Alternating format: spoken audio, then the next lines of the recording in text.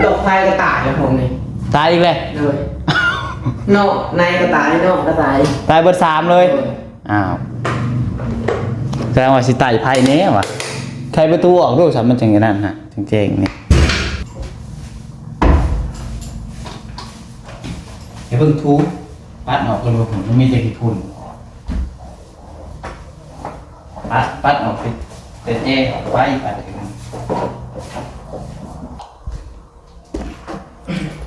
ทูถอยหลังออกมาเลยนะบอกใครเถื่อนว่าจืดแล้วว่าเป็นคณะทูละเอียดคือเก่ามันก็เบิดมือแล้วไปยืดได้ให้เบิ่งแต่กระทะไอ้รีบมาบอกยิบฮะถ้าสิปัดเอาโดยทางการออกไปเลยอันนั้นพอได้จะคือ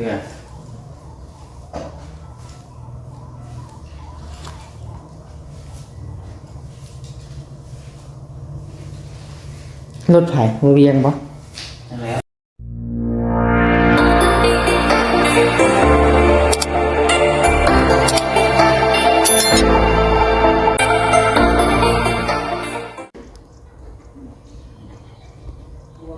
พี่น้องเนาะเปิดภาพขึ้นมาอีกวันนี้ก็อยู่ทางเฮือนทางซานของน้องจ้อยคือเก่าได้พี่น้องเด้อเนาะเพื่อได้ยินว่าทุกคนสิพากันเมียนเฮือนเมียนซานพี่น้องเนาะเมียนเฮือนเดี๋ยวท้ายพี่น้องเบิ่งทำกันพี่น้องเนาะน้องพอใส่กับสิเมียนซอยเพิ่นน้ำพี่น้องเนาะเดินประกาศทักทายสบายดีสวัสดีพ่อแม่พี่น้อง FC เบิร์ดสุคนบัสมองสุบอลพี่น้องเนาะว่าจะอยู่ฝั่งลาวฝั่งไทยแต่ก็อยู่ทางต่างประเทศพี่น้องการยินดีต้อนรับเข้าสู่ช่อง YouTube น้องพัดไซแสดงคือเก่าพี่น้องเนาะมาพบกันตอนนี้พี่น้อง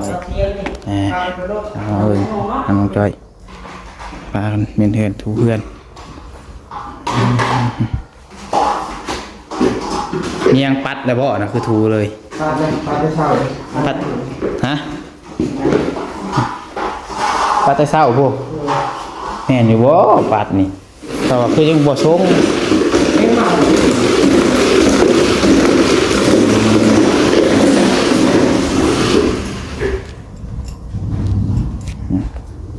มันถอกไม่ค่อยเพิ่น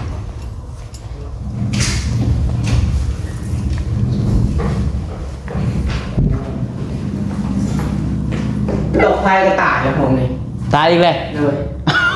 นอกในกระต่ายนอกกระต่ายตายเบอร์3เลยอ้าวแสดงว่าสิตายไพ่เนี้ยวะใครประตูออกลูกสามมันจังอย่างนั้นฮะจริงๆนี่ลองดูปัดขาดก้อนปูลงไปปัดเงี้ยสอนชอบจ้ะ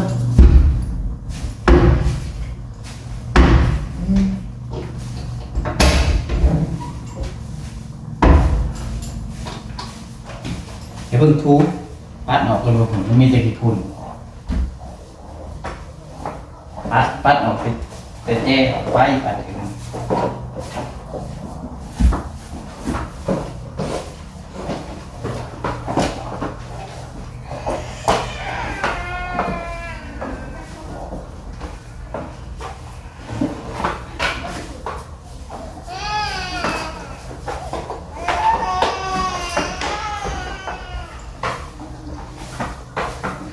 โต๊ะอันนี้มาใส่ลงไป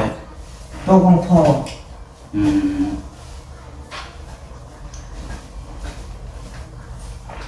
นุ่งหลาไปใส่เลยจ้ะพึ่ง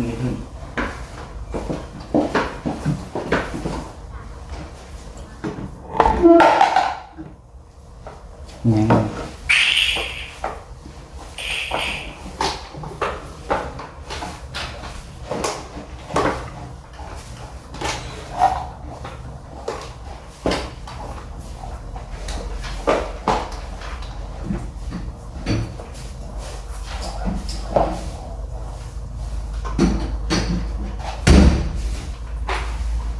ปัดคักก่อนถูมันจังบดเพื่อน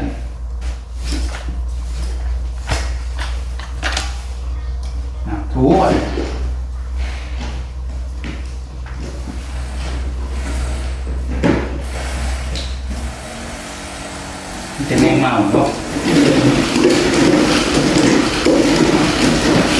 ก็ยังไงเนาะ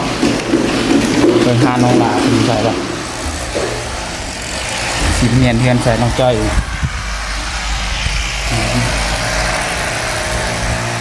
เดี๋ยวขับข้างหลังมาก็เนาะ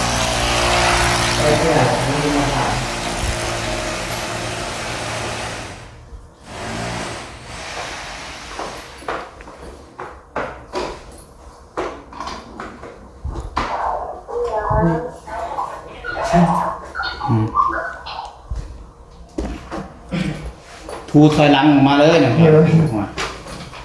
บอกใครเถื่อนว่าจืดถ้าว่าเป็นคณะทูจะเหยียบคือเก่ามันกับเบิดมืออะไรต่าง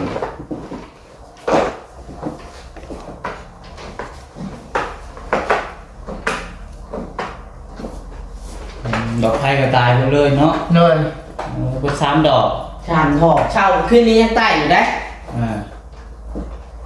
มาเมื่อเช้านี่บอกตัวดอกในหอมนี่ เลยใต้เบิ่งนะชานี่ตาย โอ้พวกไผ่ดับบอก หมอ ใส่ไผ่คือมุม ใช้หูเอ๊ะเปิดห้องนี้น่า ตายเบิดเนาะ ตาย เบิด3 ดอกพี่น้องนี่ดอกในห้องดอกนี่ตายดอกนี่ก็ตายนี่เนาะ เลย มาดอกนอกอีกนี่พี่น้องเอ้ยนี่ดอกนี่ก็ตายนี่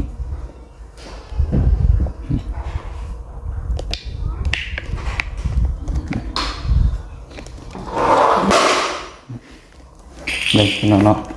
ตั้งกล้องเอา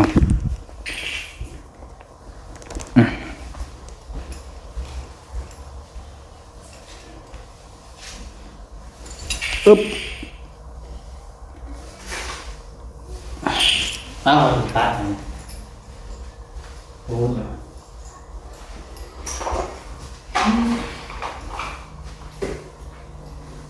ทูแล้วได้ทำไม เดี๋ยวแล้ว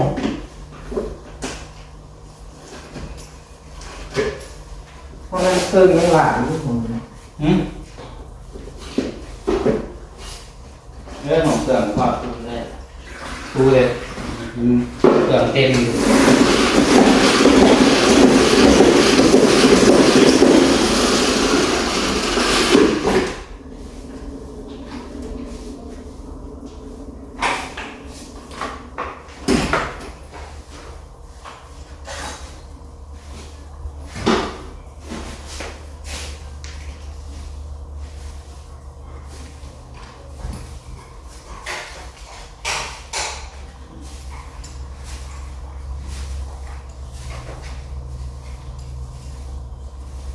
เดี๋ยวผมปัดก่อนถือกล้องก่อนไปปัดก่อนปัดก่อนจังทู โอเค มันเอาลงก่อนนะ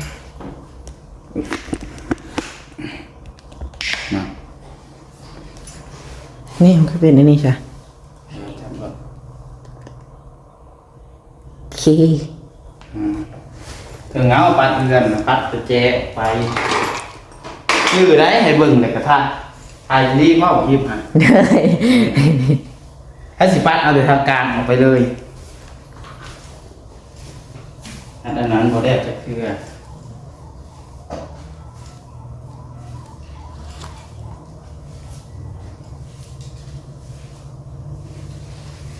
รถไผ่มือเวียงบ่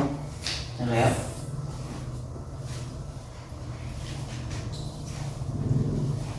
ซีเมนต์แน่นอนครับ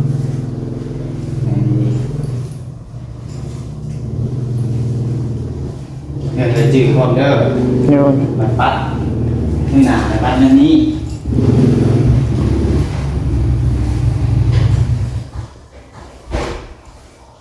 ฉันงามลุ่มนี่ปัดเนี่ย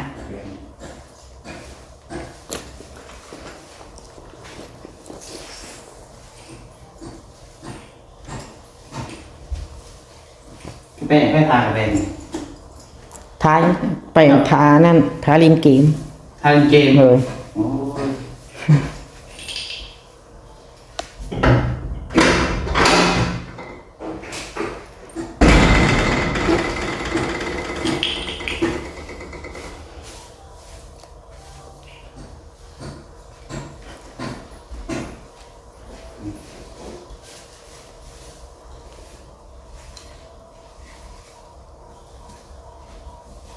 ต่างบ่กับจับปัด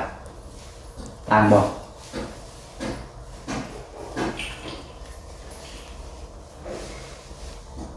มันยังทูสบายปัด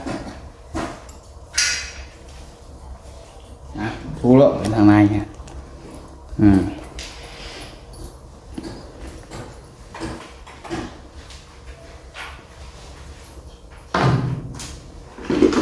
น้ำมันดำเลยก็ไปเปลี่ยนน้ำมันดำเลย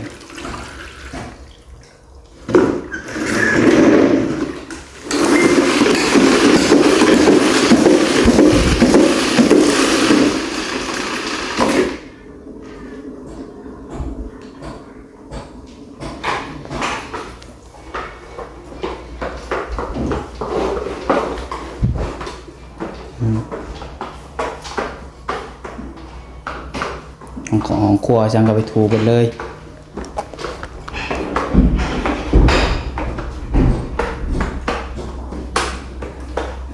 ถูถอยหลังออกมาเลยโลด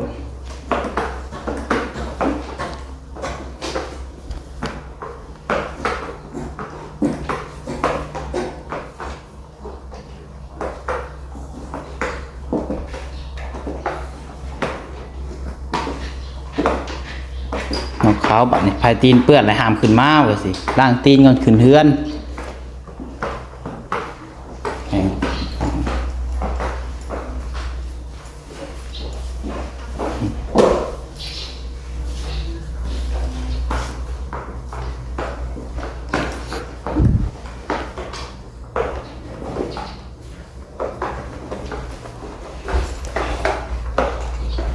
นี่น้องๆคลิปนี้ก็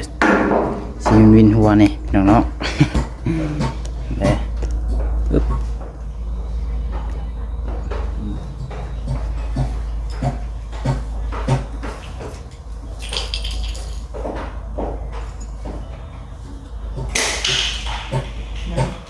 ก็ทูจนใหม่ทูที่ลึกแท้ทูจนเดินหัดรุด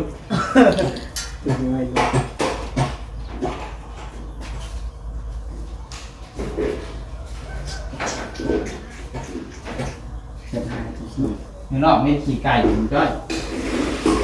ไม่เอาผิด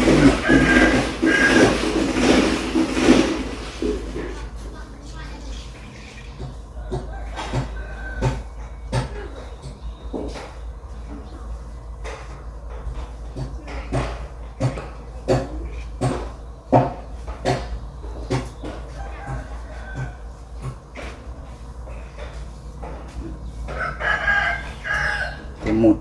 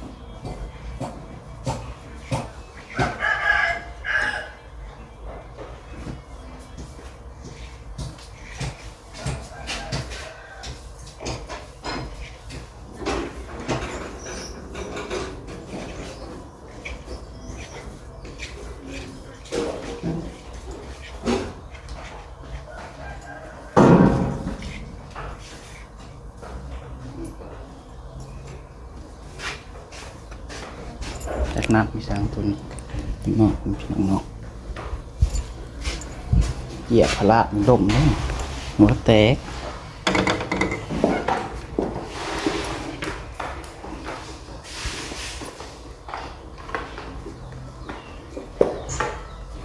ถูออกมาเลย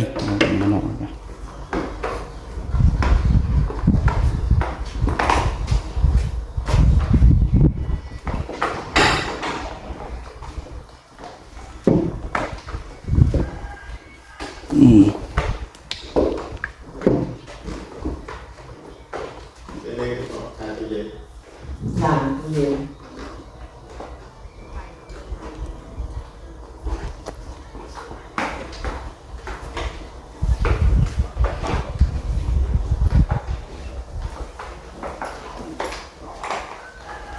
น้ำเป็นสีช็อกโกแลตเลย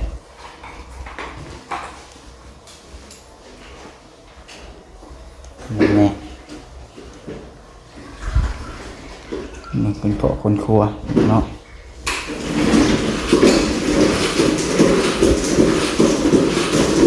น้ำคนครัวก็ได้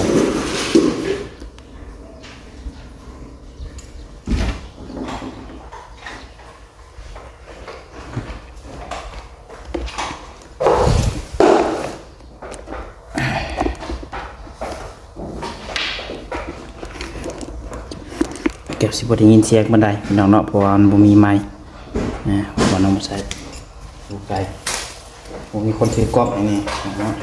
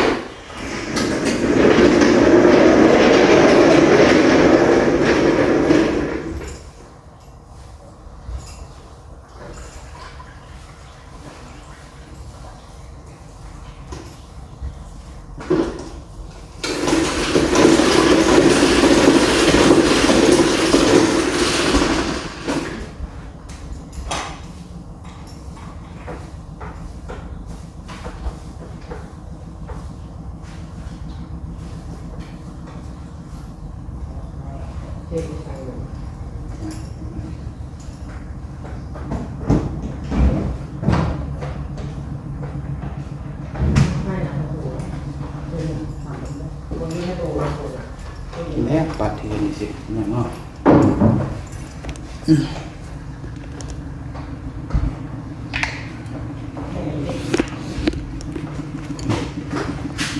ห้องน้ำอันนี้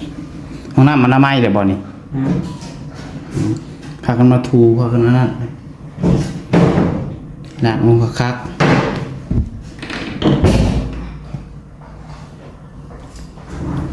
ยามัน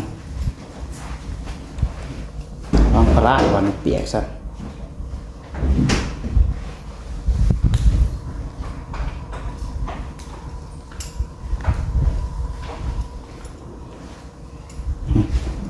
ใช้ขนมันใช่ไหมจ๊ะ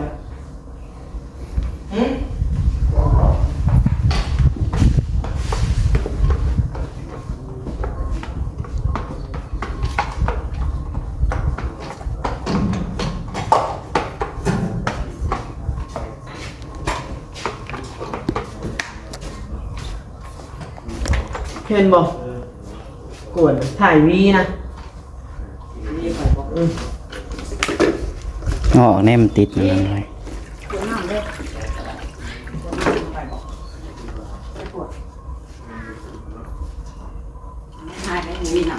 ผู้มาไหนคนเดี๋ยวจะไปซื้อบอก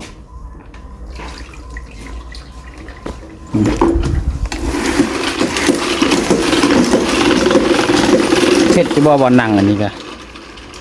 บริเสร็จเลยแล้วหาเพหายังมาเสร็จเนี่ยปุ๊บนี่จะห้อยขี้ดิน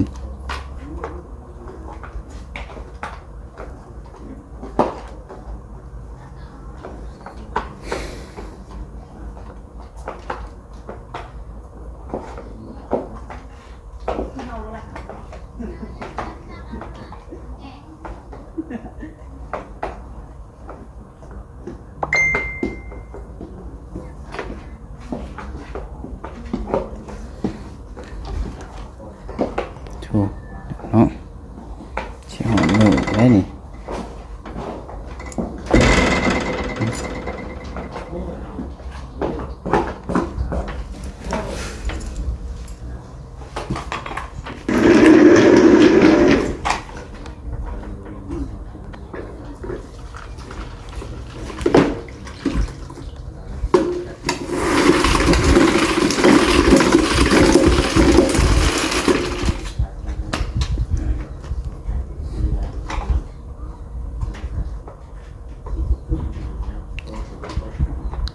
ของครัวก็เปียกอยู่ออกบ่ใช่ทูงแห้งให้มันออก